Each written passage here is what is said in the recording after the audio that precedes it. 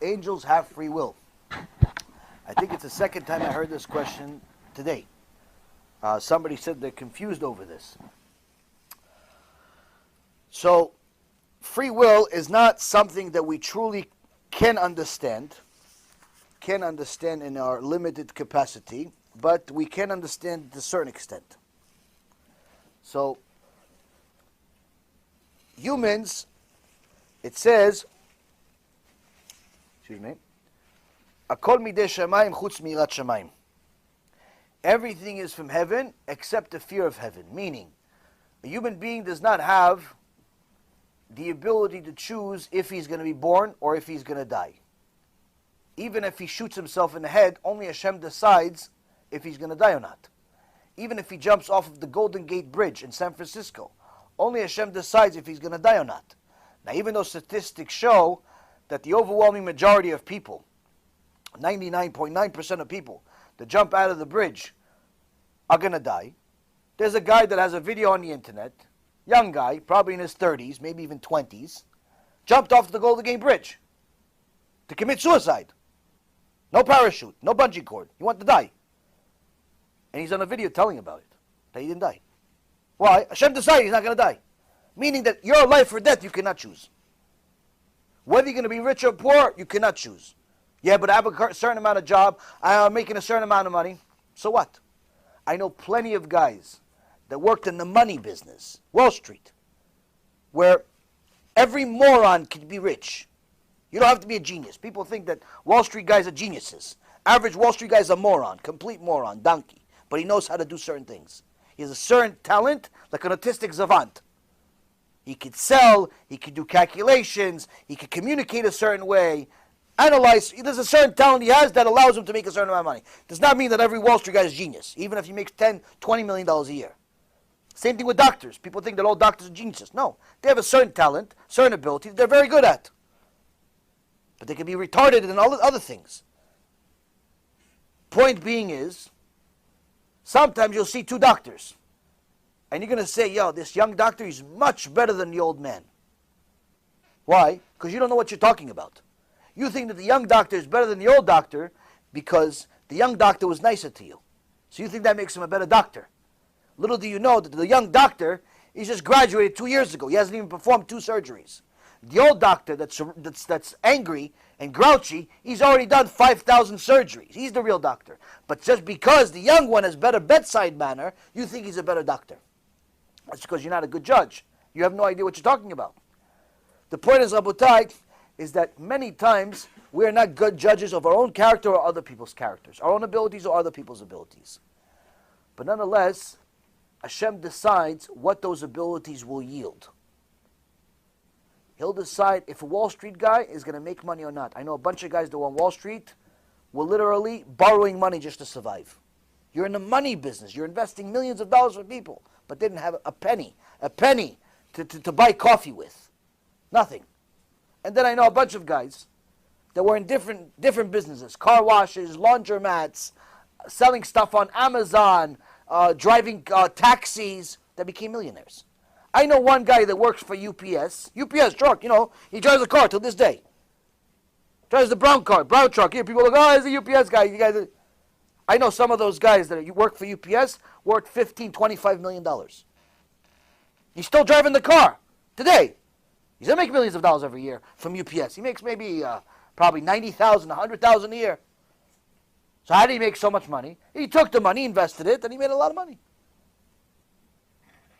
Guy's worth $15, $20 million. He's got maybe 50, 100 properties. So looks can be deceiving. Certain people think that if they have a certain amount of job, or they work a certain amount of hours, or they do certain things, they're going to make more money. No, wrong. Only HaKadosh Baruch Hu can decide if you're going to be rich or poor. Only HaKadosh Baruch Hu. So what's really left for us to choose? The only thing that's left for us to choose is whether we serve Hashem or not. Whether we do what His Holy Torah says or not. That's your free choice. What about angels? Angels do not have the same type of free choice, but they do have a free choice nonetheless, but it's a different type. What's different about it?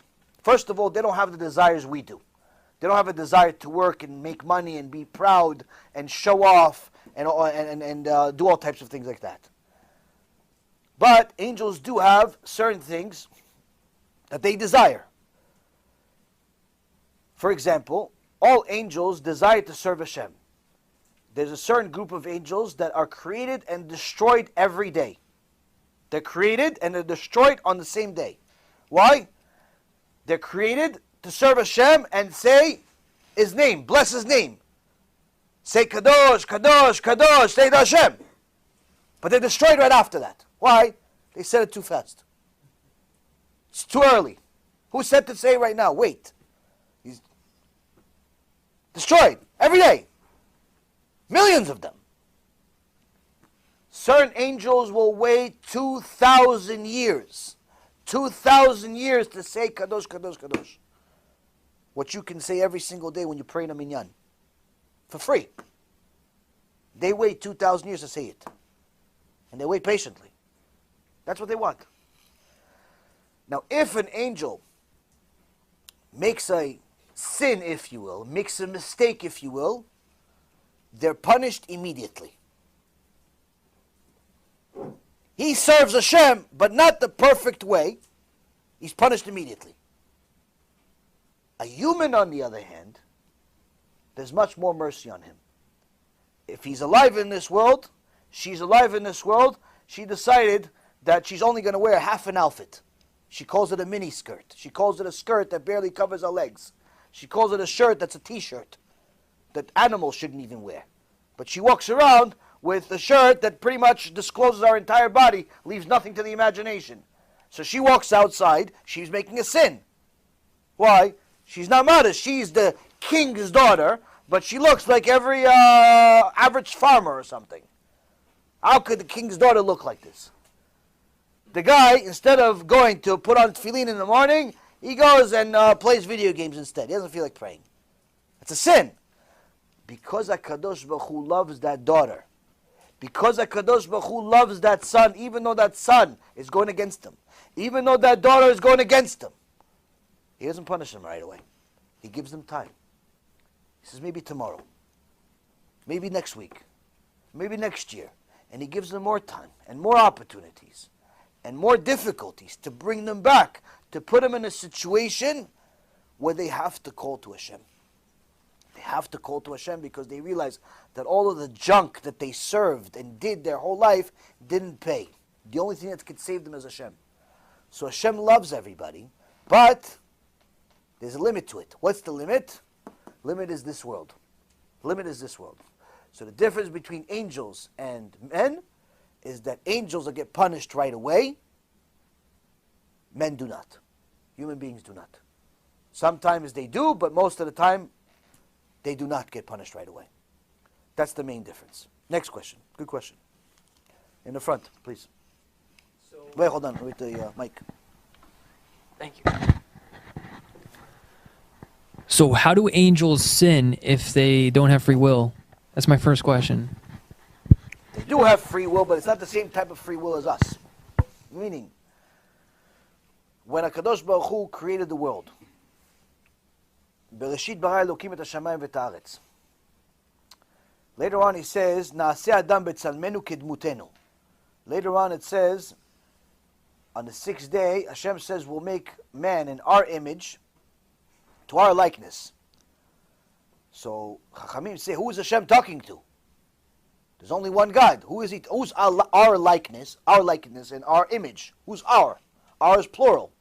Tzalmenu kedmutenu. These are plural words. So Chachamim says He's talking to the angels. He's talking to the angels because the angels were created before man. Why is He asking them for guidance? Why does He need advice from them? No, it's that Hashem saw that the angels were His servants, but they were a little bit upset that mankind, that the Am Yisrael eventually is going to be the firstborn son, more important than anybody else in the world. So, to make them like a partner, He says, we're going to make man in our image, as if they're a partner to the creation. You are, so don't feel like you're being left out. You're a partner in all of this. Not that He needs their advice. That's also the way of a king, is to have servants. But what do we also learn? Parashat Noach, it says that the Nephilim were giants that were half man, half angel. And the Midrash says, where did this half man, half angel come from? Two angels, when Hashem says, let's make man in our image, two angels did not say yes. In fact, two angels says, no, it's a bad idea. They're going to go against you. They're going to sin in this world. It doesn't make any sense. In essence, what they were saying is, Hashem, you're making a mistake. Which shows us they have an opinion. They're allowed to say yes or no.